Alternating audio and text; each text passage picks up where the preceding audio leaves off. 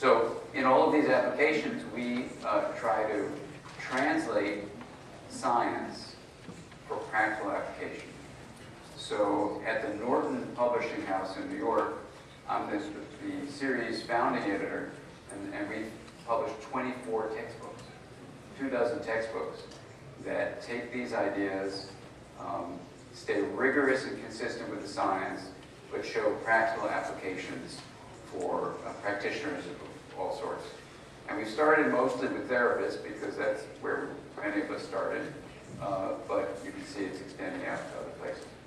So what would an interpersonal neurobiology view have to offer for bioenergetic analysis? And I'll just start with a brief story that someone mentioned to me in the lobby, a question about it, so I know there's some interest in it, which is this finding that I talk about, which I want to make really clear about the nature of it, because there was a little bit of confusion about it.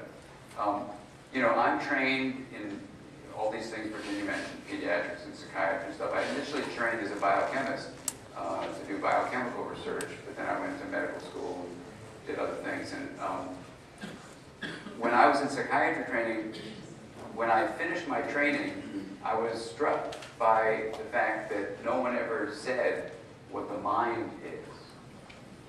And I was trained by psychoanalysts, I was trained by behavioral psychiatrists and psychologists, I was trained by people working in family therapy, and also we had a very eclectic program at UCLA. And there was ever no definition of what the mind was. Now, of course, there are descriptions of the mind, like the mind is your thinking, or your feeling, or something like that, or your behavior. But I'm getting to, one of you is doing this, the other's doing that. That's really confusing. So, slow down. Very good. Wow. They're telling me to slow down. Yeah, slow down? No, speak up. Speak up. Oh, this was up. Okay. I thought you were like doing a dance. This is so exciting. You should see these guys. Okay, so speak up. You mean you can't hear me? The volume needs to be louder. Is that what you mean? The volume needs to be louder. Okay, because I'm speaking pretty loud from up here. Can you guys hear me? Yes. You can't hear me. You're in a box.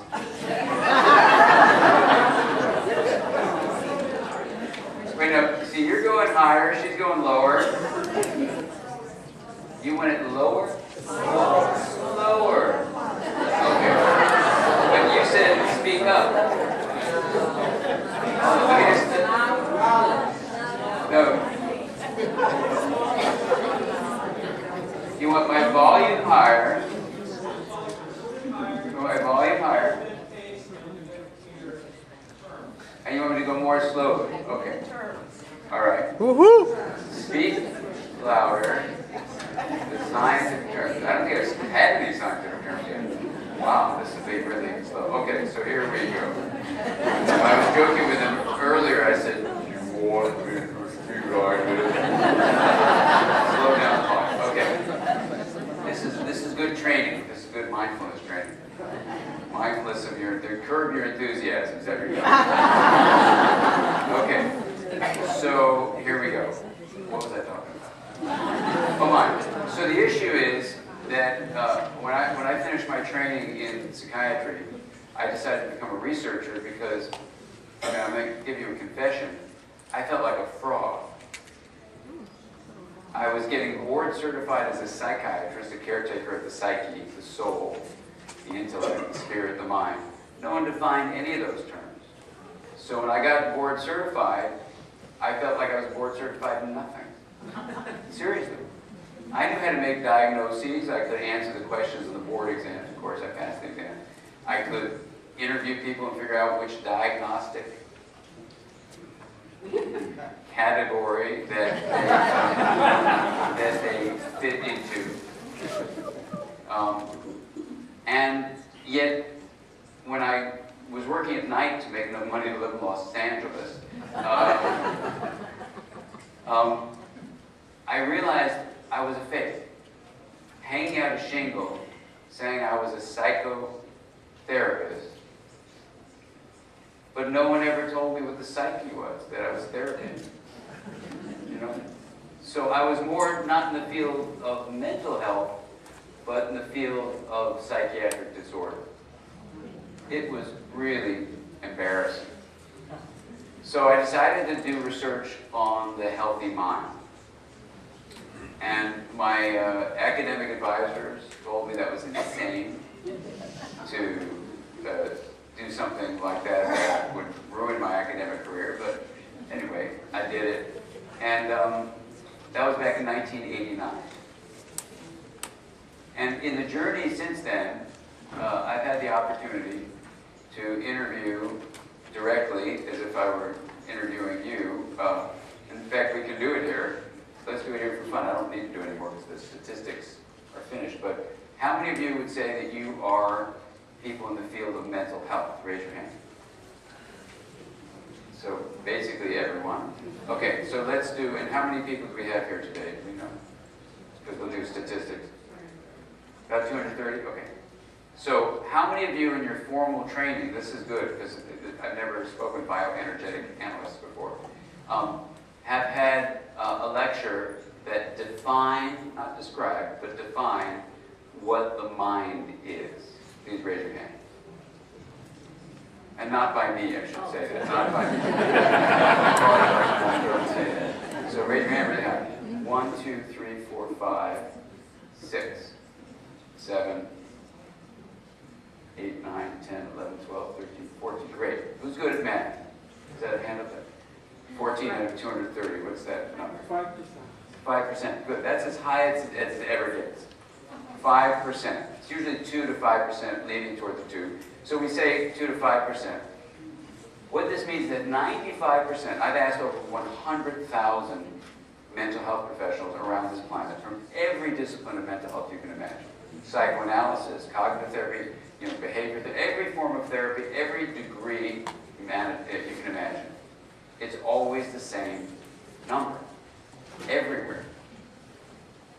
Now, my wife is an attorney, and if we all went out to dinner with her attorney friends and said to them, hey, did you ever get someone in law school defining what a law is? And they said, no, we didn't get around to that. Wouldn't that make you feel uncomfortable? So this realization actually was really, I felt like I was in Alice in Wonderland. I still feel that way. It's very strange. So when I hit the 100,000 mark, I was at the Royal College of Physicians in London. And literally, I was counting all this up. Most of these talks get recorded, so you could actually trace the numbers getting higher and higher and higher. In Holland, it was 300 below the 100,000 mark. And then I flew over to London to do this talk in London, and they had like 350 people there, so we crossed over. It was an incredible moment. You never know when you're going to ask, but it's always 2 to 5%. And then when I get alone with the people who are in the 2 to 5%, I said, what were you told? They said, well, your mind is your feelings. I said, what's a feeling? They go, what? I said, what's a feeling? What's a thought? That's on our online program. That's one of the homework assignments. What is a thought? What's a sensation? Like a bodily sensation. So, the last part of the story I'll just tell you before I give you a definition of the mind that we've been working with for 20 years, is that in the definition, you look at the fundamental relationships between what happens in the body and what happens in our connections with other people. Because as a developmental researcher, it was very clear that a mind does not just emerge from the body. It certainly does not emerge just from the thing in the skull, like neuroscience has been telling us. I just wanted to say that I don't agree with what many of these neuroscientists, some of them having Nobel Prizes, assert that the mind, this is now quotes to emphasize it, and it's what they say, is just the activity of the brain. It's related to the activity of the brain, absolutely. But to say it's just, that is, it's only the activity of the brain, I hope I'll be able to demonstrate to you is wrong. the whole body, as you know. What happens in the muscles, what's encoded in the heart, in the intestines. You know, these gut feelings and bodily sensations that we have, these heartfelt senses. Someone asked why I put them in quotes. I put them in quotes because we use them in our poetry.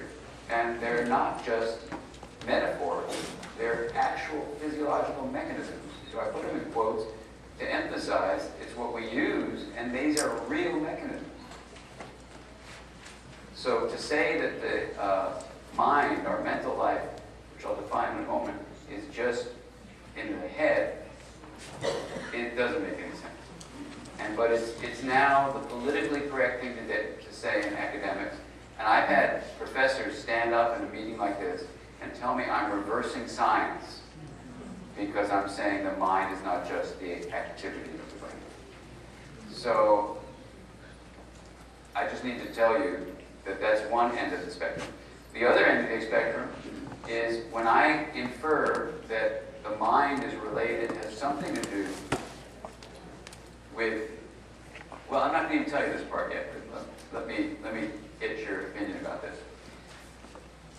So when you use the word mind, what do you usually mean? Well, most people usually start with awareness or consciousness, you know, which is a great place to start. But it's not a place to end the discussion. So you say, well, awareness. Then you go, fine.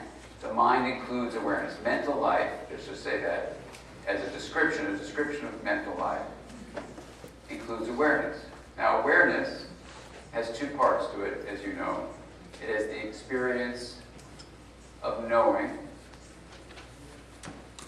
and it has the experience of the known. The knowing and the known. Now that's really fascinating, and we'll talk about that. And especially when you see that every form of psychotherapy I've ever encountered, and there are hundreds, as you know, involves awareness. So that's a consilient finding, that somehow the process of personal transformation involves awareness. Even if you're a behavioral therapist, you're talking about being aware of their behaviors in some way. So that's awareness.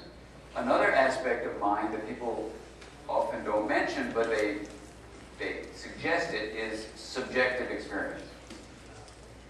Subjective experience is the qualitative texture of inner felt life. And it's just real. When you have a feeling in your body, or a feeling in your emotions, or a feeling in your intuitions, or whatever thing, that subjective experience you have is real.